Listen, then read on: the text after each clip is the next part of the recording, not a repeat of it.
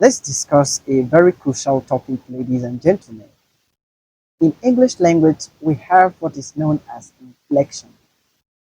So I want to delve into inflection in verbs, as long as English language is concerned. So first, what do we mean by a verb?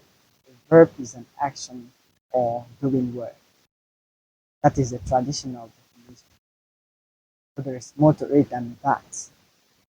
But that is the background idea. Action words. When we say talk, walk, dance, eat, those are actions that can be performed. So in most action words, we have what is known as inflection. So the concept of inflection has to do with the changes that occur in the forms of verbs in order to indicate certain grammatical functions. Right, so especially finite verbs. Remember, finite verbs are those verbs that can change in form in order to indicate grammatical functions. So that process of changing in form, of appearing in different forms, is known as inflection. So we are not looking at inflections in English language entirely, but particularly inflection in verbs. Inflection, just like I defined, refers to the changes that occurs in the forms of verbs. As inflection in verbs refers to the changes that occurs in the forms of verbs to indicate certain grammatical functions. Okay, let's use some verbs as typical example. The verb speak can undergo inflection. That is, it can change its form depending on what you want to use it for. There are certain grammatical functions you can use this particular word, speak, to indicate. One of them is tense. Remember, tense refers to the use of verb to indicate time. So, depending on the time you want to indicate through the use of the verb speak, it can change its form. Now, let me say that every finite verb exists in five forms, five different forms. So depending on what you want to achieve in a particular system, you make the choice of the form of the same verb to use. He speaks fluently. I speak fluently. In the first sentence, I made use of speaks, but in the second sentence, I make use of speak. That's because of what I want to achieve in the second sentence and what I want to achieve in the first sentence. So, inflection in a particular verb can be used to indicate 1. Tense, 2. Person, 3. Aspects.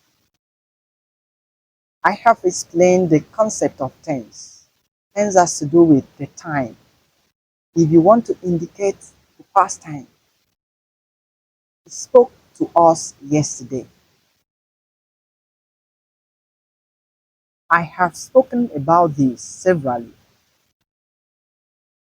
The same verb speak changes to spoke and word spoken depending on the context. So just like I said, the verb speak can exist as speak, speaks, spoke, spoken, and speaking. So when you call it speak, That is the simple present tense, or speaks, the third person simple present tense. Then we have spoke as a past tense, spoken as the perfect tense. We use it with have or any of the have verbs. Spoken. Then speaking indicates continuous tense. So depending on what we want to achieve, we can make use of different inflections in verbs. If I use the verb teach, have teaches, taught, and teaching, sometimes they may appear to be form. That is in situations that we have the same form as the past tense form and the past participle form. So looking at the verb teach, the past tense is taught and the past participle form is have taught. It's still taught. Unlike when we have um, speak, have spoke and spoken, past tense and past participle. So those are the differences we have sometimes. So inflection is very important in English language, especially when we explore finite verbs that have to change their forms in order to indicate certain grammatical functions. Remember, I've talked about person, number, and tense. So the concept of person has to do with the subject of the sentence. Is the subject the speaker, the subject the listener, or is the subject a third party? So the choice of subject will also determine the verb, and that will affect the form of the verb. So we have different verb paradigms.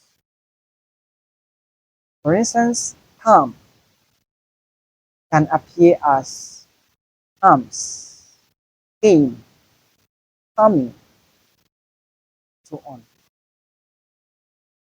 Work can appear as works, walking, worked. So those are the different forms. Then when we have the first person, personal pronoun I, it will always go with the base form of the verb. I work, I talk, I speak, without any inflection, without any change in form. But when the third person is used, for instance, he, she, the verb you change to personal, the third person form. For instance, we have she speaks, he speaks, she talks, he talks, she works, he works.